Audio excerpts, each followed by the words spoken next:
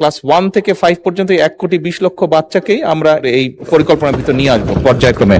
আমরা ক্লাস 1 থেকে ক্লাস 5 পর্যন্ত প্রাইমারি স্কুলের বাচ্চাদেরকে স্কুল ড্রেস প্রদানের পরিকল্পনা গ্রহণ করেছি। একই সাথে আমরা তাদেরকে স্কুল ব্যাগও দিব। এবং আপনি আপনার এলাকার কথা উল্লেখ করেছেন, আমি যতটুকু বুঝতে পেরেছি। আমি এখানে সকল সংসদ সদস্যকে আশ্বস্ত করে বলতে চাই, আমরা পর্যায়ক্রমিকভাবে সমগ্র বাংলাদেশের সরকারি প্রায় 65,000 প্রাথমিক বিদ্যালয় আছে।